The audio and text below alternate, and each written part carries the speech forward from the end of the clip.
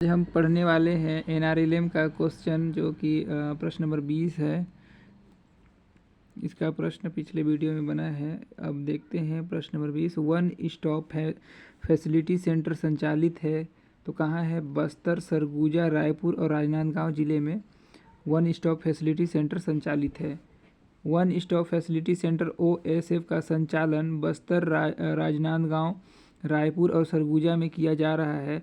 वर्ष 2023-24 में तीन जिले जांजगीर चांपा, रायगढ़ एवं बलरामपुर में आयोजन संचालन की स्वीकृति भारत सरकार द्वारा प्रदान की गई है। प्रश्न नंबर 21 है, वन स्टॉप फैसिलिटी सेंटर में अब तक कुल कितने उद्यमियों को चिन्हांकित किया जा चुका है? तो देखिए 2600 उद्यमियों को चिन्हांकित किया जा चुका है। प्रश्न नंबर 22 है, वन स्टॉप फैसिलिटी सेंटर योजना के अंतर्गत कितने बिजनेस डेवलपमेंट सर्विस प्रोवाइडर कार्यरत हैं? तो देखिए 110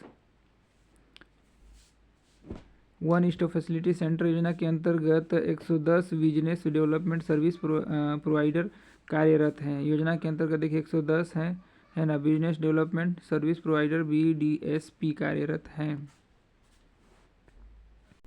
प्रश्न नंबर 23 है, महिला किसान सशक्तिकरण योजना में महिलाओं को सुदृढ़ बनाने के लिए कितने महिला किसान परिवार का चयन किया गया है? तो देखिए 2200 महिलाओं का चयन किया गया है। अगला प्रश्न देखते हैं, महिला किसान सशक्तिकरण योजना में केंद्र राज्य का वित्त पोषण कितना है? तो देखिए 75% है। 75% है केंद्र सरकार का और राज्य सरकार का 25% है वित्त पोषण। ऑप्शन नंबर C इसका सही उत्तर हो जाएगा। अगला प्रश्न देखते हैं, छत्तीसगढ़ में विशेष पिछड़ी जनजातियों के लिए कौन सी योजना चलाई जा रही है? तो देखिए उत्थान योजना चलाया जा रहा है। प्रदेश में निवासरत पिछड़ी जनजातियों के सामाजिक एवं आर्थिक विकास हेतु 9 जिलों के 14 विकास खंडों में विशेष परियोजना उत्थान का क्रियान्वयन किया जा रहा है। अगला प्रश्न देखते हैं, प्रश्न नंबर 26 है, निम्नलिखित में से कौन सा NRLM का उद्देश्य नहीं है? ग्रामीण BPL युवाओं के लिए रोजगार उपलब्ध कराना, या फिर प्रश्न number B option number B है, समुदाय आधारित समूहों के लिए छोटे उद्यमों का विकास करना, या ऑप्शन नंबर सी कृषि का उत्पादन बढ़ाना, या इनमें से कोई नहीं। तो देखिए ऑप्शन नंबर सी इसका देखिए तो NRLM का उद्देश्य नहीं है। तो देखिए ग्रामीण BPL युवाओं के लिए रोजगार उपलब्ध कराना है, और फिर सामुदायिक समूहों एवं छोटे उद्यमों को विकास कराना है। कृषि का उत्पादन NRLM के तहत नहीं होता। तो ऑप्शन नंबर सी इसका गलत हो जाएगा, इसका उद्देश्य नहीं होगा ऑप्शन नंबर सी। अगला प्रश्न है, प्रश्न नंबर 27 है, राष्ट्रीय ग्रामीण आजीविका मिशन के तहत समूहों में कौन सी वित्तीय सहायता प्रदान की जाती है? तो देखिए परिक्रमी निधि मतलब चक्रीय निधि, आपदा राहत राशि, सामुदायिक निवेश सहायक कोष और उपरोक्त सभी। तो इसका सही उत्तर हो जाएगा ऑप्शन नंबर डी, उपरोक्त सभी हो जाएगा। देखिए पात्र स्वयं सहायता समूहों को मिशन द्वारा निर्धारित शर्तों का पालन करने पर वित्तीय लाभ दिए जाने का प्रावधान है। समूहों का आजीविका गतिविधि हेतु परिक्रमी निधि, रिवॉल्विंग फंड, सामुदायिक निवेश कोष, CIF, आपदा राहत राशि, VRF और उपलब्ध कराए जाने का प्रावधान है ना। अगला प्रश्न देखते हैं, प्रश्न नंबर 28, राष्ट्रीय ग्रामीण आजीविका मिशन में छत्तीसगढ़ में किस नाम से जाना जाता है? तो देखिए इसको बिहान योजना के नाम से जाना जाता है। राष्ट्रीय ग्रामीण आजीविका मिशन को है ना छत्तीसगढ़ में बिहान योजना के नाम से जाना जाता है। अगला प्रश्न देखते हैं, राष्ट्रीय ग्रामीण आजीविका मिशन किस समिति की सिफारिश पर प्रारंभ किया गया था? थरूर समिति, श्रीरामन समिति, प्रोफेसर राज समिति, है ना, या फिर हो जाएगा इनमें से कोई नहीं। तो सही उत्तर क्या हो जाएगा? किसके सही प्रोफेसर राधाकृष्ण समिति के नाम पर राष्ट्रीय ग्रामीण आजीविका मिशन की समिति की सिफारिश हुआ था। ऑप्शन नंबर सी इसका सही उत्तर हो जाएगा। अगला प्रश्न देखते हैं, दीनदयाल अंत्योदय योजना राष्ट्रीय ग्रामीण आजीविका मिशन के संबंध में निम्नलिखित कथन सत्य हैं? तो देखते हैं योजना का प्रारंभ जून 2011 को हुआ था, है ना। इस योजना का क्रियान्वयन ग्रामीण विकास मंत्रालय करता है। यह योजना विश्व बैंक के वित्तीय सहयोग से संचालित की जा रही है। ऑप्शन नंबर 4 है योजना का उद्देश्य गरीब परिवार को कौशल आधारित रोजगार उपलब्ध कराना। तो ऑप्शन नंबर 1, 2, 3, 4 चारों सही है। ऑप्शन नंबर डी इसका सही उत्तर हो जाएगा। अगला प्रश्न है NRETP योजना का पूरा नाम क्या है? तो ये नेशनल रूरल इलेक्ट्रिक, है ना, national rural economic transformation project, या फिर national rural electronic transformation project, या national rural economic transformation project, या national rural economic transistor project. तो सही ऑप्शन नंबर ए हो जाएगा, national rural economic transformation project. अगला प्रश्न देखते हैं, प्रश्न नंबर 32 है NRETP योजना को वित्त पोषण प्रदान करता है विश्व बैंक करता है, नाबार्ड करता है, केंद्र सरकार या राज्य सरकार? तो इसका सही उत्तर हो जाएगा विश्व बैंक NRETP योजना को वित्त पोषण प्रदान करता है। देखिए, राष्ट्रीय ग्रामीण आजीविका मिशन अंतर्गत गठित सामुदायिक संगठनों को सशक्त एवं आत्मनिर्भर बनाने के लिए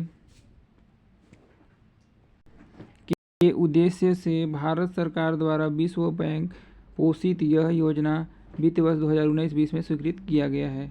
अगला प्रश्न देखते हैं, राष्ट्रीय ग्रामीण आर्थिक परिवर्तन योजना के संबंध में सत्य कथन का चयन कीजिए। इस योजना का उद्देश्य ग्रामीण उद्योग की स्थापना करना है, या फिर इस योजना का विस्तार छत्तीसगढ़ में 7 जिलों में है। इस योजना का शुभारंभ 2018 में किया गया था, या योजना के अंतर्गत मॉडल संकुल स्तरीय संगठन के कार्यालय स्थापना हेतु 3 लाख रुपए दिए गए हैं। तो राष्ट्रीय ग्रामीण आजीविका परिवर्तन योजना के संबंध में सत्य कथन ऑप्शन नंबर बी है। इस योजना का विस्तार छत्तीसगढ़ के 7 जिलों में है। प्रश्न नंबर 34 है, बिहान राज्य ग्रामीण आजीविका मिशन के अंतर्गत शामिल परियोजनाओं के बारे में निम्न कथनों पर विचार कीजिए। इसके अंतर्गत उत्थान परियोजना, मिलाप परियोजना, सृष्टि परियोजना को शामिल किया गया है, या फिर उत्थान परियोजना का उद्देश्य प्रदेश में निवासरत अनुसूचित जाति आजीविका संवर्धन करना, या फिर मिलाप परियोजना राज्य के 2 जिलों के 7 विकास खंड में शामिल किया गया है, या सृष्टि परियोजना पोषण आधारित कृषि को बढ़ावा देने के लिए प्रारंभ की गई है, या फिर ऑप्शन नंबर 5 है सृष्टि परियोजना का संचालन राज्य के 8 जिलों के 38 विकास खंड में किया जा रहा है। तो उपयुक्त कथन में असत्य कथन का चयन कीजिए। तो असत्य कथन कौन सा है, देखते हैं। तो ऑप्शन नंबर देखिए, ऑप्शन नंबर 2 दिया है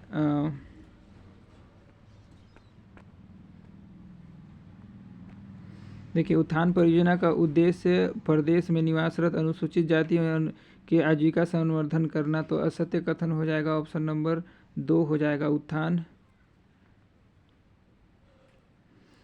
परियोजना का उद्देश्य प्रदेश में निवासरत अनुसूचित जाति की आजीविका संवर्धन करना है, और ऑप्शन नंबर 5 असत्य हो जाएगा। सृष्टि परियोजना का संचालन राज्य के 8 जिलों के 38 विकास खंडों में किया जा रहा है। तो 2 और 5 असत्य कथन हो जाएगा। ऑप्शन नंबर ए इसका सही उत्तर हो जाएगा। अगला प्रश्न देखते हैं, उत्थान परियोजना उत्थान परियोजना का उद्देश्य क्या है? विशेष पिछड़ी जनजाति को सरकारी नौकरी दिलाना, या फिर विशेष पिछड़ी जनजाति का उद्देश्य सामाजिक आर्थिक विकास करना, या फिर विशेष पिछड़ी जनजाति को पोषण आहार प्रदान करना, या फिर विशेष पिछड़ी जनजाति को शिकार पर प्रतिबंध लगाना। तो सही उत्तर हो जाएगा ऑप्शन नंबर बी, विशेष पिछड़ी जनजाति का सामाजिक और आर्थिक विकास करना उत्थान परियोजना का मुख्य उद्देश्य हो जाता है, क्योंकि प्रदेश में निवासरत विशेष पिछड़ी जनजाति के सामाजिक आर्थिक विकास करना होता है। अगला प्रश्न है, उत्थान परियोजना कितने जिले में संचालित है? तो देखिए, 9 जिले में संचालित है। उत्थान परियोजना के अंतर्गत 9 जिलों के 14 विकास खंडों का चयन किया गया है। देखिए, प्रश्न नंबर 3 है, उत्थान परियोजना में कौन सा जिला शामिल नहीं है? बलरामपुर, गरियाबंद, धमतरी या बस्तर? तो देखिए, बस्तर जिला सम्मिलित नहीं है। उत्थान परियोजना के अंतर्गत 9 जिले शामिल हैं, कोरिया, सरगुजा, बलरामपुर, कोरबा, रायगढ़, कवर्धा, राजनांदगांव और धमतरी और गरियाबंद जिले हैं। प्रश्न नंबर 4 है, उत्थान परियोजना को किस जिला में संचालित है? उत्थान परियोजना कौन से जिला में संचालित है? सरगुजा, बिलासपुर, जांजगीर चांपा या महासमुंद में? तो सरगुजा जिला में उत्थान परियोजना संचालित है। उत्थान परियोजना कितने विकास खंडों में संचालित है? तो देखिए, 14 विकास खंडों में संचालित हैं। कौन कौन सा है देखते हैं। बलरामपुर में है, बलरामपुर विकास खंड देखिए शंकरगढ़ वाड्रफनगर में है। और गरियाबंद कौन से, गरियाबंद के ज़िले में, गरियाबंद मनपुर में है, मैनपुर विकास खंड में। और सरगुजा जिला का मैनपाट उदयपुर बतौली अंबिकापुर विकास खंड में है। और धमतरी जिला का नगरी में। और खैरागढ़ छुई खदान गंडई छुई खदान में है। और कबीरधाम जिला का पंडरिया विकास खंड में। और रायगढ़ जिला का धर्मजयगढ़ विकास खंड में। और कोरबा जिला का कोरबा विकास खंड में। और कोरिया जिला का भरतपुर विकास खंड में शामिल है।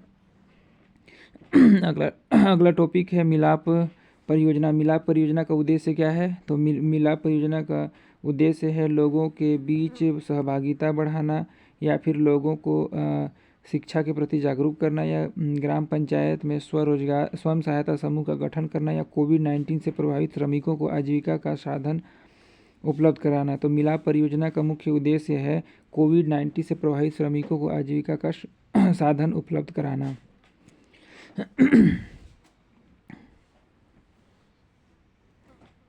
अगला प्रश्न है मिलाप परियोजना के अंतर्गत रोजगार प्राप्त परिवार हैं। तो देखिए 14,107 परिवार रोजगार प्राप्त परिवार हैं। अगला प्रश्न, मिलाप परियोजना के संबंध में निम्नलिखित कथन असत्य हैं। तो राज्य में प्रवासी श्रमिकों के आजीविका हेतु योजना का प्रारंभ किया गया। यह योजना राजनांदगांव धमतरी जिले में संचालित है। यह योजना 1000 ग्राम पंचायतों में संचालित है। यह मिलाप परियोजना के अंतर्गत 14,107 परिवारों की स्वयं सहायता समूह से जोड़ा गया है। तो इसका सही उत्तर हो जाएगा, देखिए यह योजना राजनांदगांव और धमतरी जिले में संचालित है। ये वाला कथन गलत हो जाएगा, ऑप्शन नंबर 2। और फिर ऑप्शन नंबर हो जाएगा 3। ऑप्शन नंबर 3, यह योजना 1000 ग्राम पंचायतों में संचालित है। तो 2 और 3 असत्य कथन हो जाएगा, ऑप्शन नंबर 20 का सही उत्तर हो जाएगा। अगला टॉपिक है सृष्टि परियोजना। सृष्टि परियोजना कितने जिलों में संचालित है? तो सृष्टि परियोजना 3 जिलों में संचालित है। सृष्टि परियोजना में रायपुर, धमतरी और सरगुजा जिला शामिल हैं, है ना। अगला प्रश्न देखते हैं, सृष्टि परियोजना में शामिल जिला हैं रायपुर, धमतरी, सरगुजा, उपयुक्त सभी। तो सही उपयुक्त सभी हो जाएगा, ऑप्शन नंबर डी इसका सही उत्तर हो जाएगा। अगला प्रश्न देखते हैं, सृष्टि परियोजना कौन से जिला में संचालित नहीं है? तो रायपुर, धमतरी, सरगुजा या कोरबा। तो कोरबा जिला में संचालित नहीं है। अगला टॉपिक देखते हैं, समृद्ध बिहान कार्यक्रम। तो समृद्ध बिहान कार्यक्रम का उद्देश्य क्या है? तो गर्भवती महिलाओं को पोषण आहार उपलब्ध कराना इसका मुख्य उद्देश्य है ना। सामाजिक रूप से पिछड़े एवं गरीब क्षेत्रों की महिलाओं में गर्भावस्था पूर्व एवं गर्भावस्था दौरान की सेवाओं तक पहुंच बेहतर करना इसका मुख्य उद्देश्य हो जाएगा। अगला प्रश्न है, समृद्ध बिहान कार्यक्रम का प्रारंभ कहाँ हुआ, मतलब हुआ था, कहाँ हुआ? तो कांकेर, दंतेवाड़ा या फिर बस्तर या सरगुजा में। तो देखिए इस योजना का प्रारंभ हुआ था बस्तर में, ऑप्शन नंबर सी इसका सही उत्तर हो जाएगा। अगला प्रश्न देखते हैं, समृद्ध बिहान कार्यक्रम के पायलट परियोजना का नाम है इच्छा, स्वाभिमान या आत्मसम्मान या आत्मनिर्भर। तो देखिए समृद्ध बिहान कार्यक्रम के पायलट परियोजना का नाम है स्वाभिमान, ऑप्शन नंबर बी इसका सही उत्तर हो जाएगा। अगला प्रश्न देखते हैं, समृद्ध बिहान कार्यक्रम संचालन कितने जिलों में हो रहा है? तो देखिए 32 जिलों में समृद्ध बिहान 32 जिलों के 68 विकास खंडों में सघन रूप से संचालित किया जा रहा है। अगला प्रश्न देखते हैं, Mahatma Gandhi rural industrial park RIPA प्रारंभ किया गया है। तो 2 अक्टूबर 2022 को, है ना। Mahatma Gandhi rural industrial park RIPA प्रारंभ किया गया है 2 अक्टूबर 2022 को। गौठानों को आजीविका केंद्र के रूप में विकसित करने के उद्देश्य से Mahatma Gandhi rural industrial park RIPA 2 अक्टूबर 2022 को प्रारंभ किया गया। प्रत्येक विकास खंड में 2 गौठानों को रीपा हेतु चयन किया गया है तथा पूरे राज्य में 300 रीपा का चयन कर कार्य प्रारंभ किया जा चुका है। नंबर 2 है, Mahatma Gandhi rural industrial park RIPA प्रत्येक विकास खंड में कितने गौठान का चयन किया गया है? तो 2 गौठान का प्रत्येक विकास खंड में चयन किया गया है। अगला प्रश्न है, Mahatma Gandhi rural industrial park RIPA पूरे राज्य में कितने रीपा गौठान का चयन किया गया है? तो 300 रीपा का चयन किया गया है। अगला प्रश्न है, प्रधानमंत्री आवास योजना तो इसका प्रश्न अगले वीडियो में देखेंगे। तब तक के लिए धन्यवाद।